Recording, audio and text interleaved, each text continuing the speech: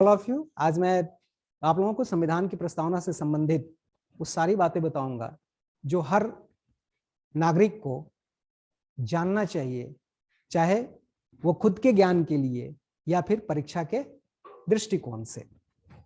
तो प्रस्तावना का एक उद्देश्य है, प्रस्तावना का एक लक्ष्य है, प्रस्तावना का आदर्श है और प्रस्तावना का एक सिद्धांत।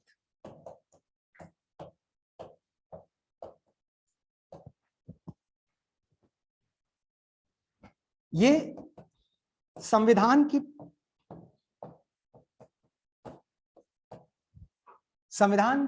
जरूरत को स्पष्ट करता है, संविधान की प्रासंगिकता को, संविधान की जरूरत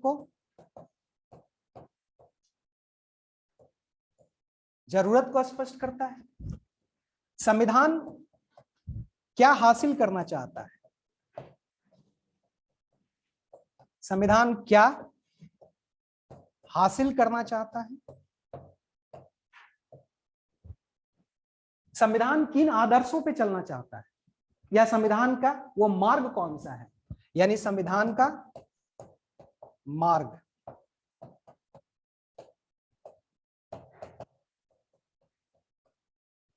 और संविधान का दर्शन।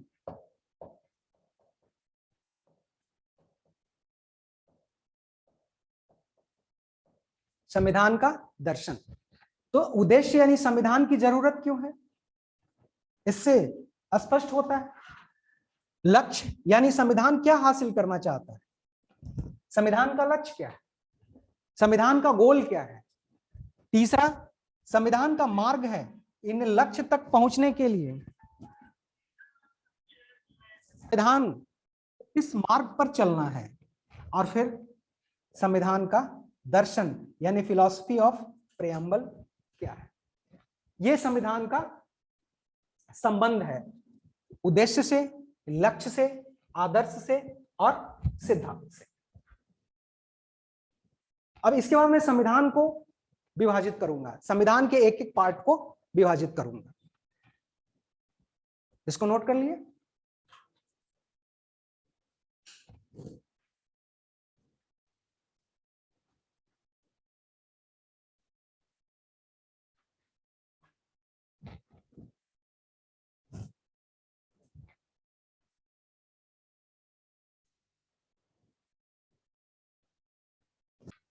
संविधान की प्रस्तावना।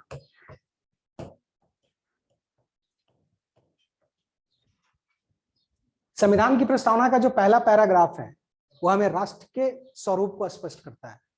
राष्ट्र का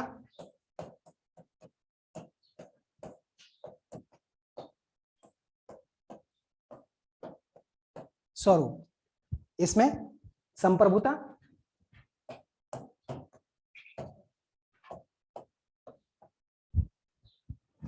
समाजवाद,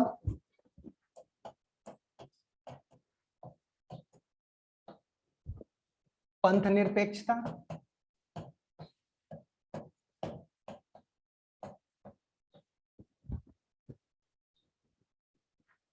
लोकतंत्रात्मक,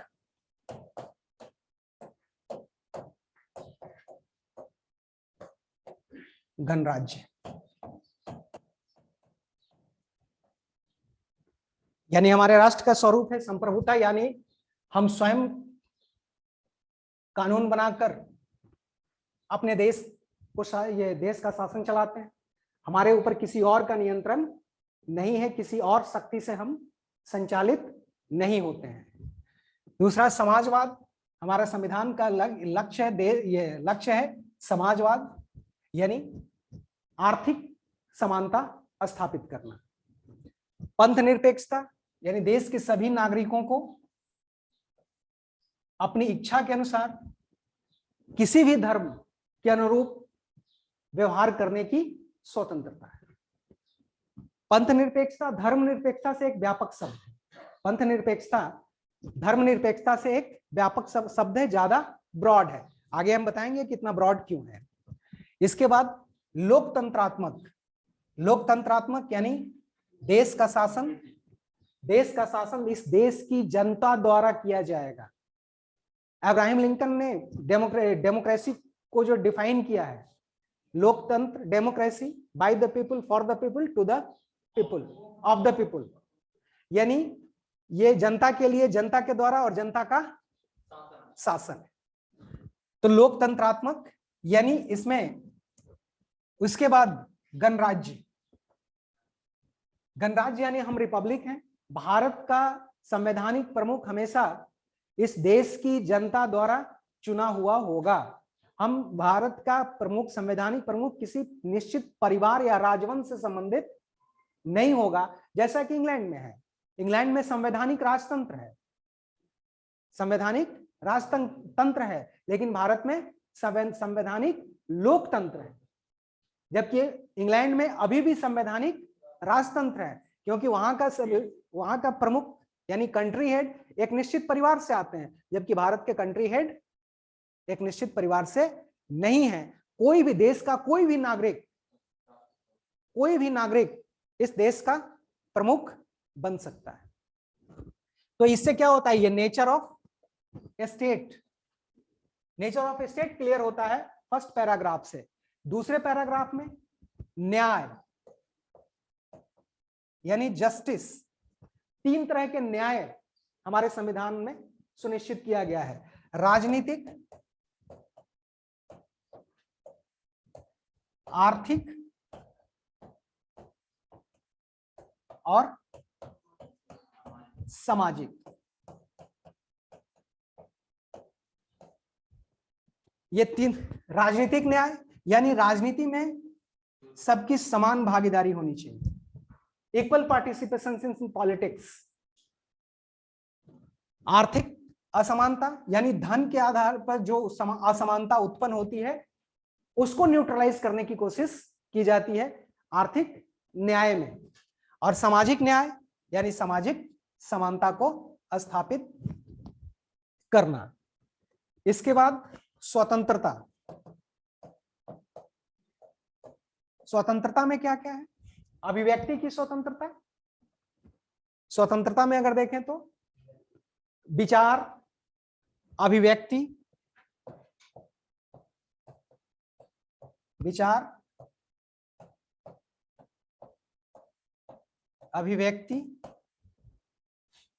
विश्वास,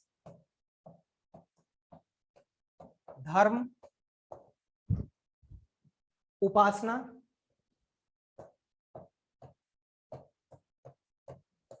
इसकी स्वतंत्रता दी गई नहीं। ये इसकी स्वतंत्रता दी गई है किसकी? विचारों की। आप किसी भी विचार को आप ग्रहण कर सकते हैं, किसी भी विचार के अनुरूप आप व्यवहार कर सकते हैं। ये मामला राज्य से संबंधित नहीं है, ये पूरी तरह व्यक्तिगत है। ये आपका इंडिविजुअल डिसीजन होगा कि मुझे कौन सी विचारधारा के साथ चलना है। इसके बाद अभिव्यक्ति यानी बोलने की आजादी, अपने विचारों को व्यक्त करने की आजादी। आप विचार ग्रहण कर लें, विचार को अपना लें और उसे अभिव्यक्त ना कर पाए तो फिर इसकी कोई प्रासंगिकता नहीं रह जाएगी। इसीलिए अगर विचार को आपने अपनाया है तो उसे अभिव्यक्त करने की भी आजादी होनी चाहिए, और ये संविधान सुनिश्चित करता है, संविधान इसकी सिक्योरिटी लेता है। इसके बाद है विश्वास। इसके बाद विश्वास यानी कोई आस्तिक भी हो सकता है, कोई नास्तिक भी हो सकता है, कोई धर्म में विश्वास भी कर सकता है, कोई धर्म में विश्वास नहीं कर सकता है।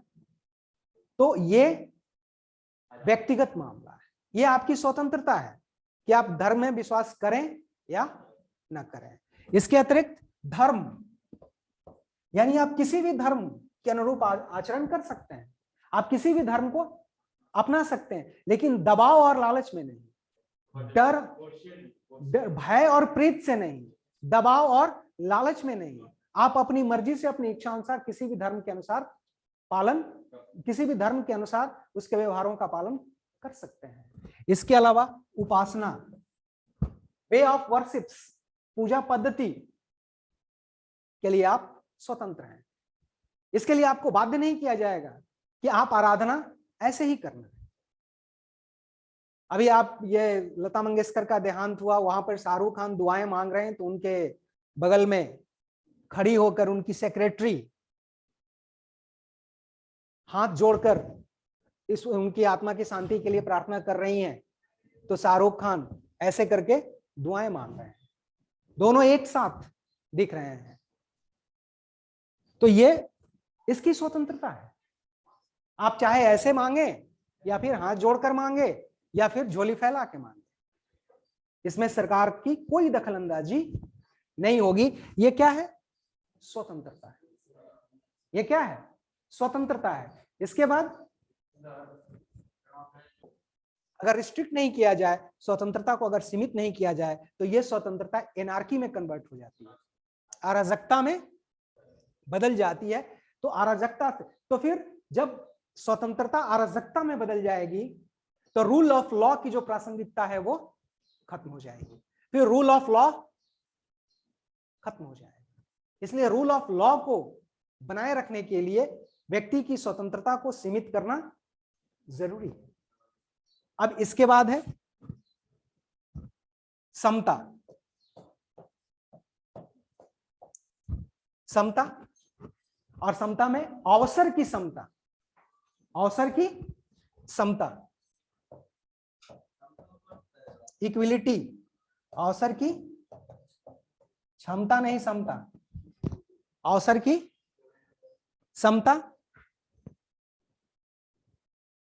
और इसके साथ साथ dignity of person, dignity of person, चाहे वो किसी भी वर्ग का हो, उच्च वर्ग का हो, मध्यम वर्ग का हो, निम्न वर्ग का हो, उसकी प्रतिष्ठा के साथ किसी भी प्रकार का कोई भेदभाव नहीं किया जाएगा। यानी व्यक्ति की गरिमा,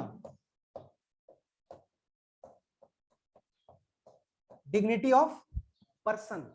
और इन सबको बनाए रखने के लिए, इन सबको बनाए रखने के लिए क्या जरूरी है? इस एकता और अखंडता को बनाए रखने के लिए क्या जरूरी है? तो फ्रेटर्निटी। तो हमारे संविधान का कितना हिस्सा हो गया? एक राष्ट्र का स्वरूप, दूसरा न्याय, तीसरा स्वतंत्रता, चौथा समता, और उसके बाद बंधुता यानी फ्रेटर्निटी। और इसी पर हमारे पूरा संविधान का टिका हुआ, ये हमारे संविधान का पिलर है, ये हमारे संविधान की विशेषता है। अब इसको डिस्क्राइब करते हैं अलग अलग से। सबसे पहले लिखिए, हम भारत के लोग से आशा है कि, हम भारत के लोग, स्टार्ट कहां से होता है? हम भारत के लोग। पहला पॉइंट लिखिए, हम भारत के लोग से आशा है कि संविधान का मूल स्रोत भारतीय जनता होगी। संविधान का मूल स्रोत भारतीय जनता होगी।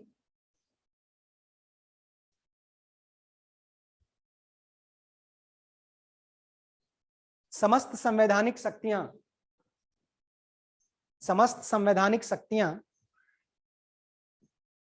जनता में निहित होगी। समस्त संवैधानिक शक्तियां जनता में निहित होगी।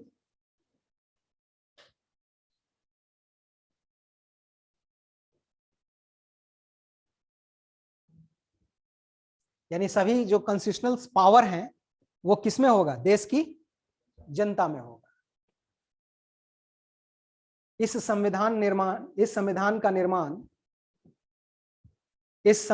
निर्माण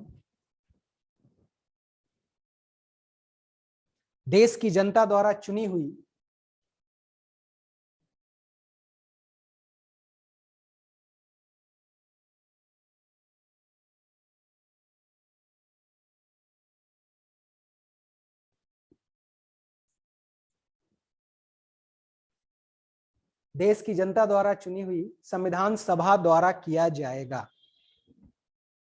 देश की जनता द्वारा चुनी गई संविधान सभा द्वारा किया जाएगा।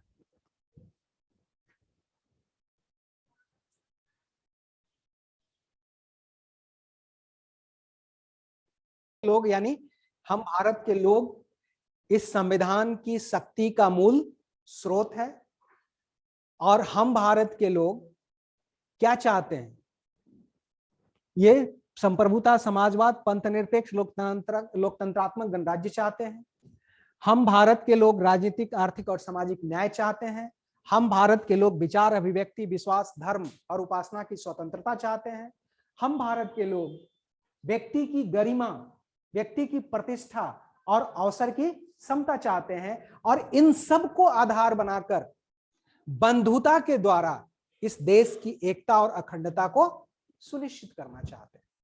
यही देश का हर एक नागरिक इस प्रस्तावना के माध्यम से कहता है या अपनी इच्छा को वो व्यक्त करता है, चाहे वो इच्छा उद्देश्य के रूप में हो, चाहे वो इच्छा लक्ष्य के रूप में हो, चाहे वो इच्छा आदर्श के रूप में हो, चाहे वो इच्छा सिद्धांत के रूप में हो। एक नागरिक अगर संविधान की प्रस्तावना का वर्णन करता है तो अपने विचारों को व्यक्त करता है, अपने उद्देश्यों को व्यक्त करता है, अपने लक्ष्यों को व्यक्त करता है, अपने आदर्शों को व्यक्त करता है और अपने सिद्धांतों को व्यक्त करता है। चलिए नेक्स्ट पॉइंट लिखते हैं। प्रस्तावना में प्रभुत्व संपन्न शब्द का उपयोग किया गया है, उल्लेख किया गया है। प्रस्तावना में प्रभुत्व संपन्न शब्द का उल्लेख किया गया है, यानी सोवर्निटी का उल्लेख किया गया है, जिसका अर्थ है कि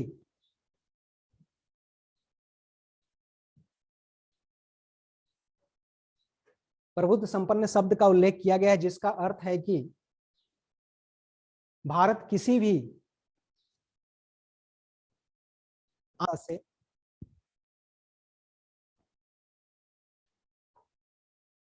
जिसका अर्थ है कि भारत किसी भी आंतरिक एवं बाहरी सत्ता से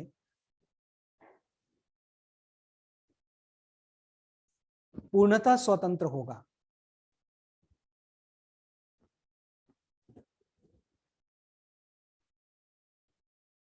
पूर्णतः स्वतंत्र होगा। भारत का शासन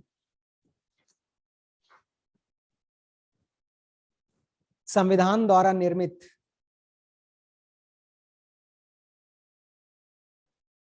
संविधान सभा द्वारा निर्मित संविधान सभा के अनुसार होगा।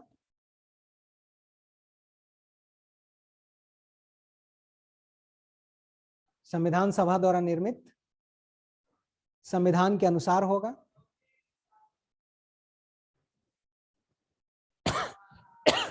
भारत के ऊपर कोई प्राधिकारी नहीं होगा।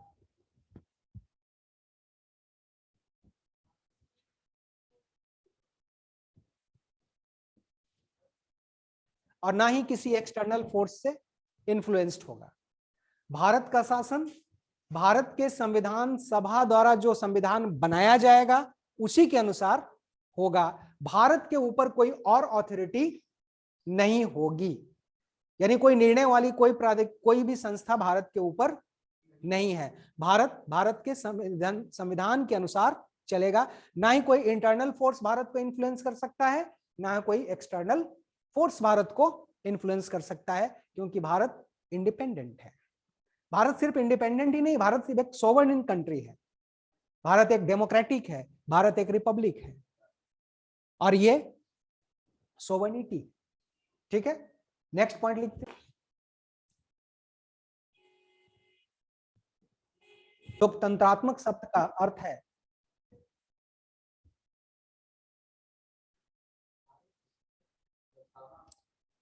प्रस्तावना में उल्लेखित लोकतंत्रात्मक शब्द का अर्थ है कि देश में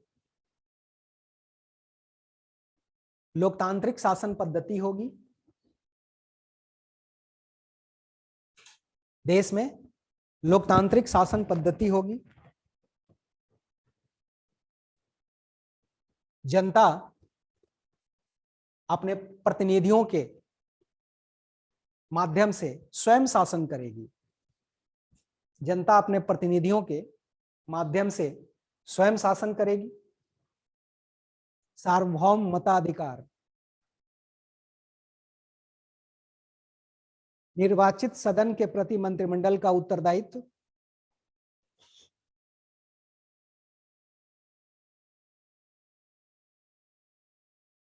निर्वाचित सदन के प्रति मंत्रिमंडल का उत्तरदायित्व। सभी नागरिकों की समानता।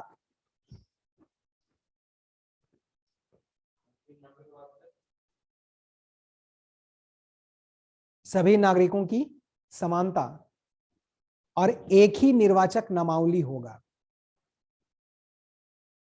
सेटअप क्या है? डेमोक्रेटिक सिस्टम क्या है? जनता अपने प्रतिनिधियों के माध्यम से शासन करती है। जनता अपने रिप्रेजेंटेटिव को इलेक्ट करती है, सेलेक्ट नहीं करती है। क्या करती है? इलेक्ट करती है। इसके बाद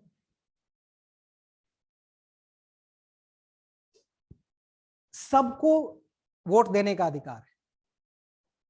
जो भी नागरिक जिसकी उम्र 18 वर्ष या उससे अधिक है,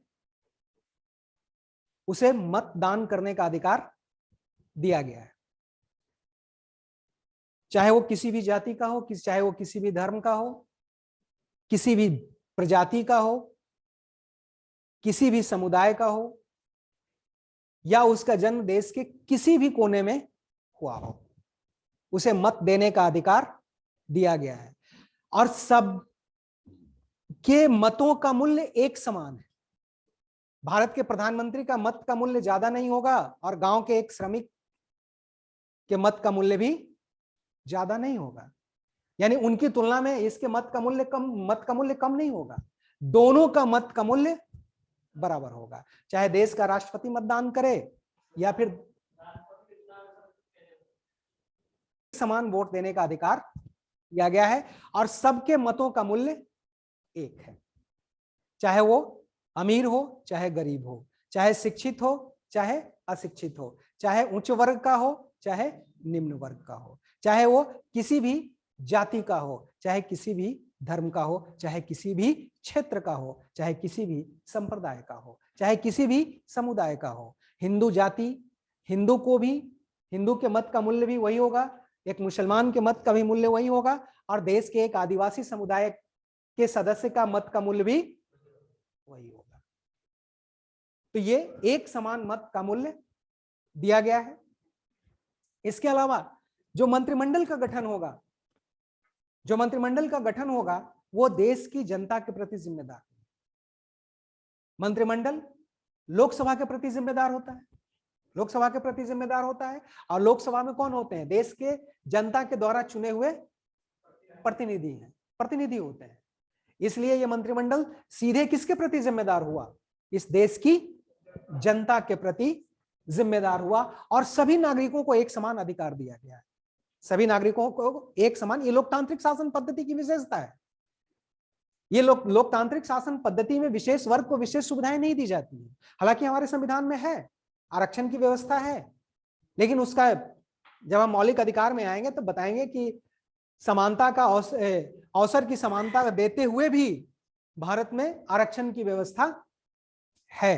अगर ये आरक्षण की व्यवस्था है तो क्यों है, इसके पीछे क्या तर्क है, और ये आरक्षण की व्यवस्था क्यों दिया गया, और दिया ही नहीं गया बल्कि आगे भी दिए जाने की संभावना है, बल्कि इसकी सीमाएं, इसका विस्तार हो रहा है लगातार, इसकी सीमाओं का विस्तार हो रहा है।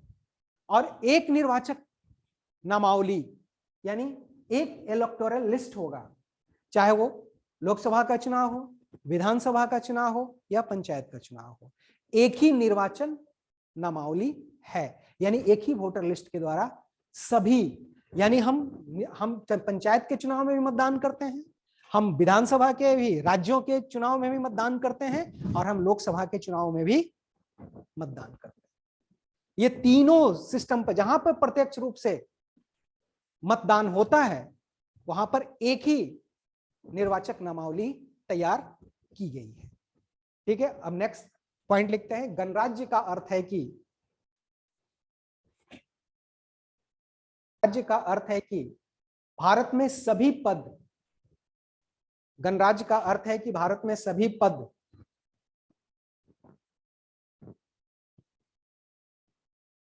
नागरिकों द्वारा प्राप्त किए जा सकते हैं।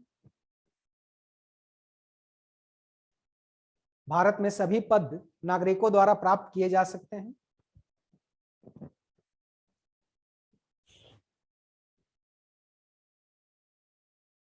यानी देश में चाहे कोई भी पद हो, अगर आप योग्यता रखते हैं तो उस पद पर आसीन हो सकते हैं। आपके पास, आपके साथ किसी प्रकार का कोई भेदभाव नहीं किया जा सकता है। अगर आपकी उम्र 35 वर्ष है, अगर आपकी उम्र 35 वर्ष है, आप भारत के नागरिक हैं, आप दिवालिया नहीं हैं, आप लोकसभा का सदस्य बनने की योग्यता रखते हैं, तो आप राष्ट्रपति भी निर्वाचित हो सकते हैं। आप लोकसभा का सदस्य निर्वाचित हो सकते हैं, आप राज्यसभा का सदस्य निर्वाचित हो सकते हैं, अगर आप उसकी योग्यता, यहां तक कि आप मुखिया भी निर्वाचित हो सकते हैं। आप, अब तो बिहार में मेयर का भी सीधा चुनाव होगा, मेयर का भी ये शहर की जनता द्वारा चुने जाएंगे। तो ऐसी स्थिति में यानी गणराज्य का अर्थ यह हुआ कि देश का कोई भी नागरिक कोई भी पद प्राप्त कर सकता है। उस पद को प्राप्त करने के लिए कोई निश्चित राजवंश या कोई निश्चित परिवार से संबंधित होना आवश्यक नहीं है। आगे लिखिए, भारत का संवैधानिक प्रमुख भी देश की जनता द्वारा चुना जाएगा। भारत का संवैधानिक प्रमुख भी देश की जनता द्वारा चुना जाएगा। कोई आनुवंशिक शासक नहीं होगा, कोई आनुवंशिक शासक नहीं होगा, क्योंकि संविधान के अधीन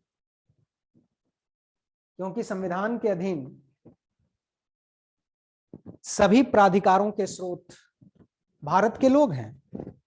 क्योंकि संविधान के अधीन सभी प्राधिकारों के स्रोत भारत के लोग हैं। समाजवादी शब्द प्रस्तावना में बाद में शामिल किया गया। समाजवादी शब्द प्रस्तावना में बाद में शामिल किया गया। समाजवादी शब्द प्रस्तावना में बाद में शामिल किया गया।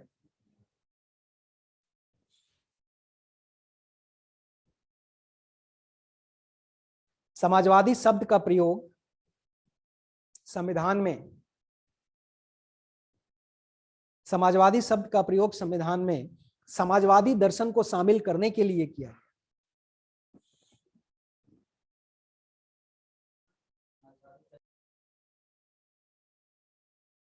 समाजवादी दर्शन को शामिल करने के लिए किया गया।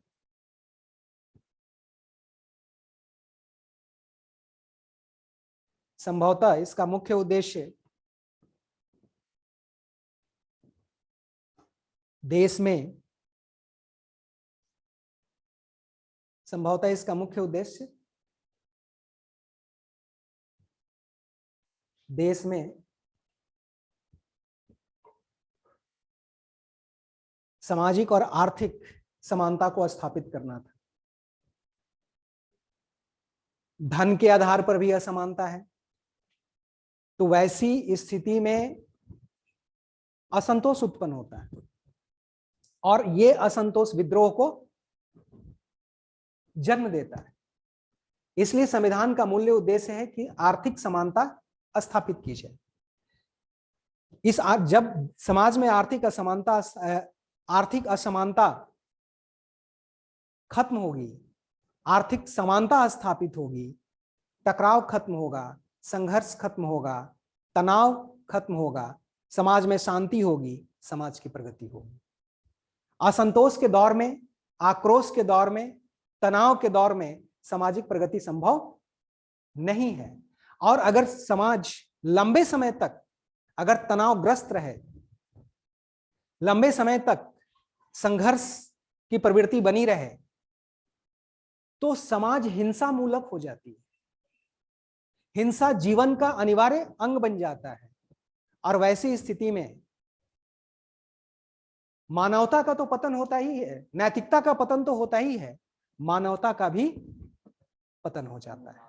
इसीलिए असमानता इतने वैमनस्य को उत्पन्न कर देती है जो कि पूरे समाज को तोड़कर नष्ट कर देती है। इसीलिए समानता स्थापित करना मुख्य उद्देश्य है। और क्योंकि प्रकृति ने जो संसाधन दिए हैं उस पर सभी मनुष्यों का बराबर का अधिकार है। प्रकृति ने किसी को अधिक अधिकार और किसी को कम अधिकार नहीं दिए हैं, तो ये नेचुरल जस्टिस है, और नेचुरल जस्टिस हमारे संविधान का मूल्य उद्देश्य है। यानी प्रकृति ने जिस प्रकार कोई भेदभाव नहीं किया है हमारे साथ, तो फिर समाज को भी कोई हक नहीं है कि इस प्रकार का भेदभाव करे। और यह संविधान का मूल उद्देश्य है कि सामाजिक समानता स्थापित करे, और समान समाज में ही प्रगति और विकास संभव है। खाली पेट ना तो धर्म काम आता है और ना ही नैतिकता काम आती है, दोनों खत्म हो जाते हैं। भूख मस्तिष्क को निष्क्रिय बना देती है, भूख जो होती है ना वो मस्तिष्क को निष्क्रिय बना देती है, और वैसी स्थिति में मनुष्य कोई भी अनैतिक कार्य कर सकता है और करता है। इसीलिए इस असमानता से जो परिणाम उत्पन्न होते हैं वो देश को विखंडित कर सकते हैं, चाहे वो क्षेत्र के आधार पर हो, चाहे धर्म के आधार पर हो, चाहे जाति के आधार पर हो, चाहे संप्रदाय के आधार पर हो। और इसके परिणाम कई रूपों में, अलगाववाद के रूप में सामने आता है, आतंकवाद के रूप में सामने आता है, उग्रवाद के रूप में सामने आता है, नक्सलवाद के रूप में सामने आता है, कई रूपों में, अलग अलग रूपों में ये हमारे सामने आता है। चलिए हम नेक्स्ट लिखते हैं, पंथ निरपेक्षता। पंथ निरपेक्षता को प्रस्तावना में, पंथ निरपेक्षता को प्रस्तावना में शामिल करने के पीछे, पंथ निरपेक्षता को प्रस्तावना में शामिल करने के पीछे मुख्य उद्देश्य था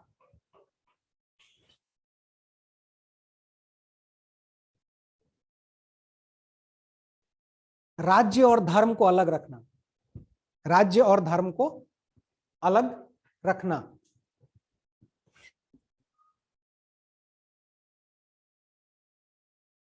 धर्म के आधार पर भेदभाव का अभाव, धर्म के आधार पर भेदभाव का अभाव,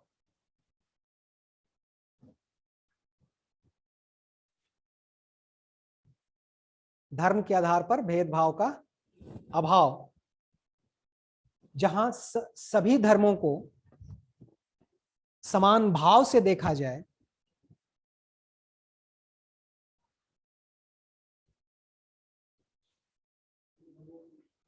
जहां सभी धर्मों को समान भाव से देखा जाए, वही पंथ निरपेक्षता है।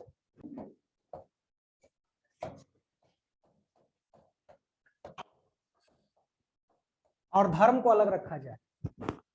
राज्य एक राजनीतिक विषय होना चाहिए और धर्म एक ये धार्मिक विषय होना चाहिए। अगर राज्य धर्म तय करने लगे, अगर राज्य धर्म तय करने लगे तो फिर पूरी व्यवस्था नष्ट हो जाएगी। इसीलिए कोशिश ये किया गया कि राज्य स्वयं को राजनीति तक सीमित रखे और धर्म को धर्म के अनुसार आचरण करने दे। यानी राज्य का धर्म के मामले में किसी प्रकार का कोई हस्तक्षेप नहीं होना चाहिए। धार्मिक व्यवहार राज्य द्वारा तय नहीं होने चाहिए, धार्मिक व्यवहार धर्म द्वारा तय होने चाहिए, राजनीति के द्वारा तय नहीं होने चाहिए। और ये तब होगा जब राज्य का कोई राजकीय धर्म नहीं होगा, यानी कोई ऑफिशियल रिलीजन नहीं होगा। न ही संविधान में कि इस प्रकार की कोई घोषणा होगी कि भारत एक हिंदू राष्ट्र है, भारत एक ये पाकिस्तान एक इस्लामिक राष्ट्र है। तो ये पाकिस्तान के संविधान में है कि पाकिस्तान एक इस्लामिक राष्ट्र है, लेकिन भारत एक हिंदू राष्ट्र नहीं है। भारत धर्मनिरपेक्ष है क्योंकि भारत स्वयं को धर्म से अलग रखा है, स्वयं को अलग रखा है। और इसने मौलिक अधिकार में स्पष्ट किया है, अनुच्छेद 25 में यह स्पष्ट किया गया है। यानी राज्य का कोई राजकीय धर्म नहीं होगा, राज्य सभी धर्मों के साथ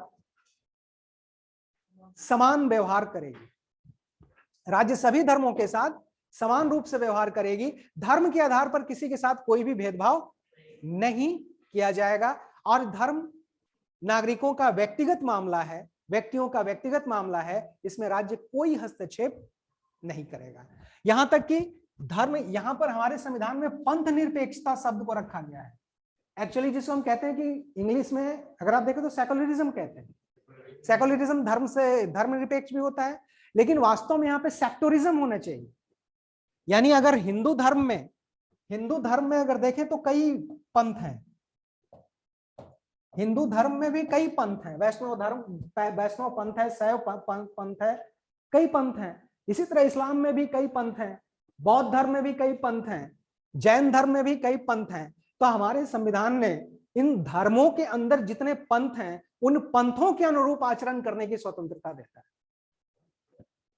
यानी आप हिंदू धर्म के अंदर भी शैव धर्म को नकार सकते हैं, आप वैष्णव को अपना सकते हैं, वहां तक आपको स्वतंत्रता दी गई है। ऐसा नहीं कि अगर हिंदू धर्म को आपने अपनाया है तो आपको शैव को भी मानना होगा और वैष्णव को भी मानना होगा। अगर आप चाहें तो शैव को नकार सकते हैं, आप वैष्णव को अपना सकते हैं। अगर आप शिया सुन्नी हैं, इस्लाम जैसे शिया और सुन्नी दो हिस्सों में बटा हुआ, 3 हिस्सों में बटा हुआ, वैसे 71 हिस्सों में बटा हुआ है इस्लाम। अगर जातों की दृष्टिकोण से देखें तो 71 हिस्सों में बटा हुआ है, लेकिन कभी दिखाई नहीं पड़ता है। और हम हिंदू धर्म की यह विशेषता है कि सबसे पहले हम अपनी जाति बताते हैं, सबसे पहले वो हम जाति बताते हैं। और वो इस्लाम धर्म कहते हैं कि हम इस्लाम को मानते हैं, लेकिन इस्लाम में भी 71 हिस्सों में बटे हुए हैं वो। तो वो एकता प्रदर्शित करते हैं, हम बिखराव प्रदर्शित करते हैं। तो वो इसी प्रकार ईसाई धर्म में प्रोटेस्टेंट और कैथोलिक, ये राज्य का मसला नहीं है कि आप कैथोलिक हैं कि प्रोटेस्टेंट हैं। आप ईसाई धर्म को मानते हैं तो अगर कैथोलिक भी हैं तो उनके आपको भी उतना ही अवसर मिलेगा जितना प्रोटेस्टेंट को मिलेगा। तो यानी हमने सेक्टोरिज्म को अपनाया, यानी धर्मनिरपेक्ष के अंदर भी कई पंथ हैं, उन कई सेक्ट हैं, उन सेक्ट तक हमने स्वतंत्रता दी है। यह हमारा मूल उद्देश्य था कि धर्म बिल्कुल ही निजी मामला है और धर्म के मामले में राज्य कोई हस्तक्षेप नहीं करेगा। अब इसके बाद लिखते हैं न्याय। न्याय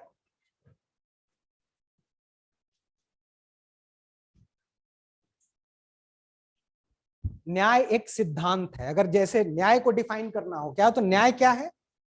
एक सिद्धांत है। न्याय एक सिद्धांत है। जस्टिस, न्याय एक सिद्धांत है जो अधिकारों के साधारण वितरण को, जो अधिकारों के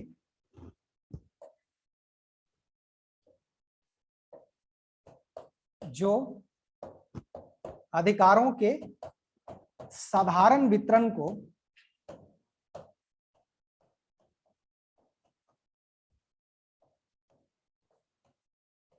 साधारण वितरण को नियंत्रित करता है।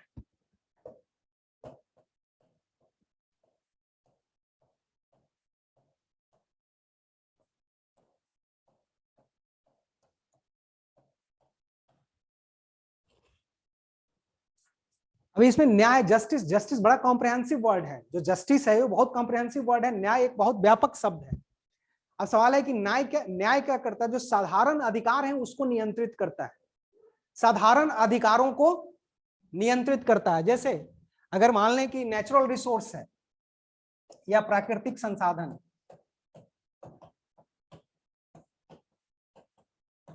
प्राकृतिक संसाधन है, इस प्राकृतिक संसाधन पर प्रकृति में रहने वाले हर एक का अधिकार है। इस प्रकृति पर जितना आपका अधिकार है उतना ही पशुओं का भी अधिकार है, यानी हर एक जीव जंतु का अधिकार है, क्योंकि उसे नेचर नहीं बनाया, हमने नहीं बनाया। इस पर वायरस का भी अधिकार है, और वायरस का क्या अधिकार है उसने दिखाया। वायरस का इस प्रकृति पर क्या अधिकार है और मानव किस प्रकार उसके आगे विवश है, मानव किस प्रकार उसके आगे नतमस्तक है, ये 2 साल से दिखा रहा है। तू डाल डाल तो हम पात पात, तुम वैक्सीन बनाओ हम अपना रूप बदलते रहेंगे। हम वैक्सीन बना रहे हैं, वो अपना रूप बदल रहा है। तो ये क्या है? ये प्रकृति और मनुष्य के बीच एक द्वंद्व चल रहा है। हम प्रकृति को जब नियंत्रित करने की कोशिश करते हैं तो प्रकृति हमारे ऊपर ओवरलैप करने की कोशिश करती है। तो कभी हम आगे तो कभी वो आगे। एक वायरस ने, एक अदृश्य शक्ति ने, एक अदृश्य वायरस ने पूरी दुनिया को, 7 अरब की आबादी को घर के अंदर कैद रहने के लिए मजबूर कर दिया। तो आप समझ सकते हैं कि प्रकृति अभी भी हमारे नियंत्रण से बाहर है। लेकिन हमने भी, क्योंकि इसी प्रकृति ने हमें ब्रेन भी दिया है, इसी प्रकृति ने ही हमें ब्रेन दिया है, और उसी ब्रेन ने इस प्रकृति के प्रकोप को नियंत्रित भी किया। तो यही है कि जब अगर ये प्राकृतिक संसाधन है तो प्राकृतिक संसाधन पर सबका अधिकार है, प्राकृतिक संसाधन पर सबका अधिकार है। तो अगर बलवान और कमजोर, अगर बलवान इस संसाधन का, जो ताकतवर वही संसाधन का अगर अधिक उपयोग करेंगे, कमजोर अपने अधिकारों से वंचित हो जाएंगे। जब कमजोर अपने अधिकारों से वंचित हो जाएंगे तो ये न्याय नहीं है, ये क्या है? अन्याय है, ये इनजस्टिस है। वैसी स्थिति में न्याय की रक्षा करना या न्याय को स्थापित करना राज्य की जिम्मेदारी हो जाती है। न्याय को स्थापित करना राज्य की जिम्मेदारी हो जाती है कि जो देश, इस देश को प्रकृति ने जो संसाधन दिया है उस पर समान रूप से सबका अधिकार होना चाहिए। बलवान को अधिक नहीं और कमजोर को कम नहीं, क्योंकि प्रकृति ने सबको बराबर का अधिकार। और यहीं से न्याय शब्द का उपयोग होता है। न्याय शब्द की उत्पत्ति होती है, जस्टिस शब्द, और ये जनरेट करता है कि आखिरकार ये न्याय तब होगा जब इस संसाधन पर हर एक व्यक्ति का, चाहे वो कमजोर हो चाहे वो ताकतवर हो, दोनों का बराबर का अधिकार होगा। तो ये क्या करता है? अधिकारों के साधारण वितरण को नियंत्रित करता है, यानी डिस्ट्रीब्यूशन ऑफ राइट्स को ये कंट्रोल करता है। डिस्ट्रीब्यूशन ऑफ राइट यानी अधिकारों का जो वितरण है उसको ये कंट्रोल करता है। उसको हम क्या कहते हैं? न्याय कहते हैं। और न्याय तब होगा जब इक्वल डिस्ट्रीब्यूशन होगा। इनइक्वल डिस्ट्रीब्यूशन इनजस्टिस होगा, इक्वल डिस्ट्रीब्यूशन जस्टिस होगा। अब आगे लिखिए। साधारण अधिकारों को नियंत्रित करता है। प्रस्तावना में 3 प्रकार के न्याय का उल्लेख है। प्रस्तावना में 3 प्रकार के न्याय का उल्लेख है।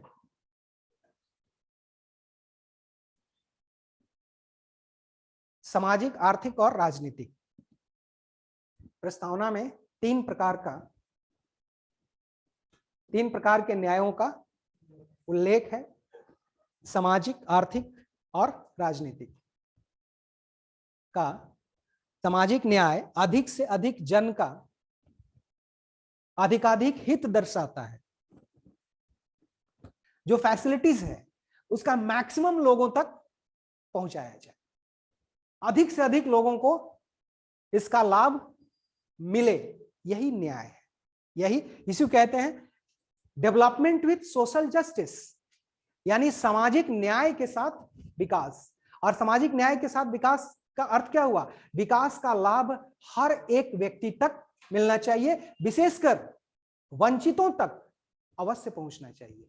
या ये सामाजिक न्याय के साथ विकास का अर्थ यह हुआ कि अंतिम पंक्ति के अंतिम व्यक्ति तक विकास का लाभ पहुंचना चाहिए, जिसको हम कहते हैं अंत्योदय, यानी जो सबसे अंत में है उसका भी उदय होना चाहिए। ये न्याय को दर्शाता है, ये जस्टिस को डिफाइन करता है। अब आगे लिखिए। सामाजिक न्याय से अभिप्राय एक ऐसी व्यवस्था से है जहां जाति, मत, लिंग, जहां जाति, मत, लिंग, जन्म स्थान, धर्म या भाषा आदि में से किसी के साथ भेदभाव न किया जाए। मत, लिंग, जन्म स्थान, धर्म या भाषा आदि में से किसी के साथ भेदभाव न किया जाए तथा समाज में सभी को समान अवसर प्राप्त हो। देखिए, सामाजिक और आर्थिक न्याय के संयोजन से सामाजिक, आर्थिक न्याय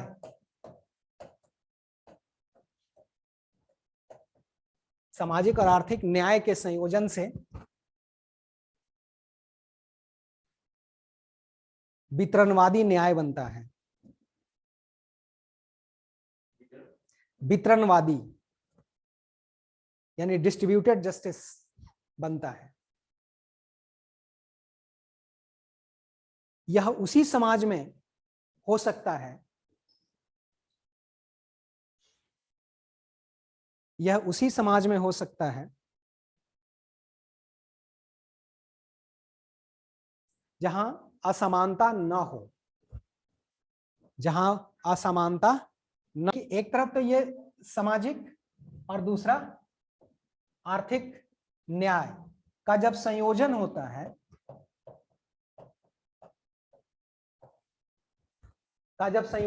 है, तो इसका परिणाम क्या आता है?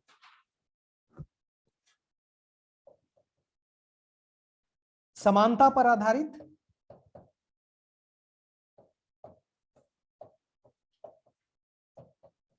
आधारित समाज का निर्माण। और ये जिम्मेदारी किसकी है? ये जिम्मेदारी किसकी है? राजनीति की। ये जिम्मेदारी किसकी है? राजनीति की, कि सामाजिक न्याय और आर्थिक न्याय को एक साथ जोड़े।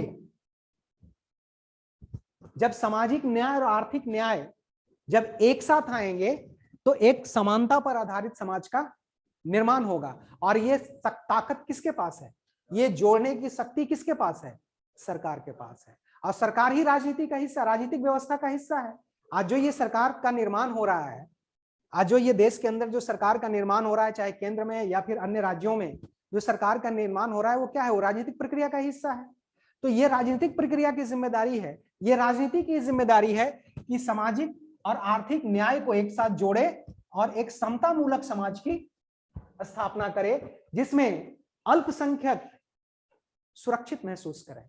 बहुसंख्यक तो वैसे भी सुरक्षित, अल्पसंख्यक की सुरक्षा की जिम्मेदारी शायद हमारी सबसे ज्यादा होती है। अगर बहुसंख्यक के बीच अल्पसंख्यक होता है तो उसकी सुरक्षा की जिम्मेदारी किसकी होती है? बहुसंख्यक की होती है, मेजोरिटी की होती है। माइनॉरिटी की सुरक्षा की जिम्मेदारी मेजोरिटी की होती है। तो और इस भूमिका में कौन होगा? सरकार। यही दोनों की, क्योंकि और राजनीति, क्योंकि इसी के पास राजनीतिक अधिकार है। और ये अपने राजनीतिक अधिकार का उपयोग करते हुए सामाजिक और आर्थिक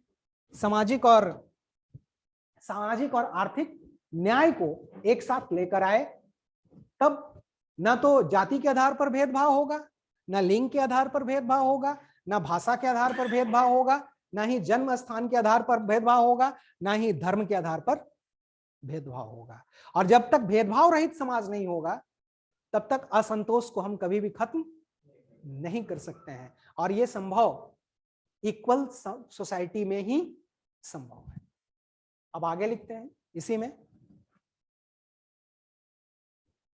असमानताओं को मिटाया तो नहीं जा सकता, असमानताओं को मिटाया तो नहीं जा सकता,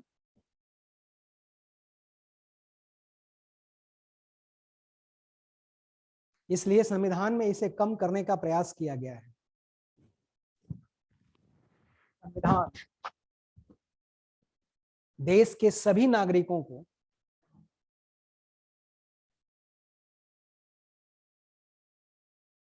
देश में सभी नागरिकों को राजनीतिक गतिविधियों अर्थात मतदान करने, चुनाव लड़ने, सार्वजनिक पद प्राप्त करने के अधिकारों को सुनिश्चित करता है। मतदान, आप चुनाव लड़ने का अधिकार है, आपको मतदान प्रक्रिया में भाग लेने का अधिकार प्राप्त है, आपको किसी भी पद को प्राप्त करने का भी अधिकार है आपको। और जब ये अधिकार प्राप्त होंगे तभी सामाजिक और आर्थिक न्याय को सुनिश्चित किया जा सकता है। और इसलिए ये इसकी जिम्मेदारी सिर्फ सरकार को नहीं, एक अप्रोच को डेवलप करने के लिए अल्पसंख्यकों के प्रति हमारा क्या दृष्टिकोण होना चाहिए, अल्पसंख्यकों के प्रति हमारा कर्तव्य क्या है, या फिर बलवान का ताकतवर, बलवान का कमजोर के प्रति क्या अप्रोच है, ये डेवलप करने के लिए शिक्षा का होना जरूरी है। और यही शिक्षा हमें सक्षम बनाती है। और ये शिक्षा की जिम्मेदारी भी किसकी है, सरकार की। तो एक परिपक्व लोकतंत्र की बात जब आती है ना, तो उसमें शिक्षा भी एक महत्वपूर्ण हो जाता है कि उन देशों में एक परिपक्व लोकतंत्र की स्थापना हुई है जहां पर शिक्षा, साक्षरता या शिक्षितों की संख्या अधिक रही है। और भारत इस समस्या से अभी भी जूझ रहा है। भारत में अभी भी 75 से 80% की साक्षरता है, यानी 20% अभी भी ऐसे हैं जो कि 75% से प्रभावित होते हैं। वो स्वतंत्र रूप से निर्णय लेने में अभी भी सक्षम नहीं है। यहां तक कि जो परिवार का जो डोमिनेंस है, पिता का पुत्र पर, पति का पत्नी पर जो डोमिनेंस है, वो भी मतदान व्यवहार को प्रभावित करती है। कई पत्नियों को अपने पतियों के कहने के अनुसार मतदान करना पड़ता है, अपनी इच्छा के अनुसार वो मतदान नहीं कर पाती हैं। लेकिन अब ये प्रवृत्ति बढ़ रही है कि पति किसी और दल को मतदान करता है तो पत्नी किसी और दल को मतदान करती है। यानी पति के स्वतंत्रता के, पति की सोच के दायरे से पत्नियां अब बाहर निकल रही, और यह स्पष्ट रूप से हमें दिख भी रहा है। वो बिहार के चुनाव में भी दिखा, आने वाले चुनाव में भी हमें दिखेगा, वो दिखता है। क्योंकि महिलाएं रैली में नहीं जाती हैं, लेकिन बड़ी निर्णायक भूमिका निभाती हैं सरकार बनाने में, लेकिन रैलियों का हिस्सा नहीं होती हैं। और राजनेता रैलियों की भीड़ को देखकर अपनी जीत और हार का अंदाजा लगाते हैं कि मुझे जीत होगी या हार होगी, या इस बार मेरी सरकार बनेगी। लेकिन जो चुपचाप घरों में बैठी रहती हैं ना, वो जिस दिन बाहर निकलती हैं उसी दिन ये निर्णय तय हो जाता है कि अगली सरकार किसकी बनेगी। और यह है महिला मतदाताओं की जागरूकता, क्यूरियोसिटी, और इसको कहते हैं। और इन्हीं सबसे हम एक परिपक्व लोकतंत्र की तरफ बढ़ रहे हैं, जब पत्नियां पतियों के प्रभाव से बाहर निकलकर अपनी मर्जी से मतदान करना करेंगी या शुरू किया है। तो ये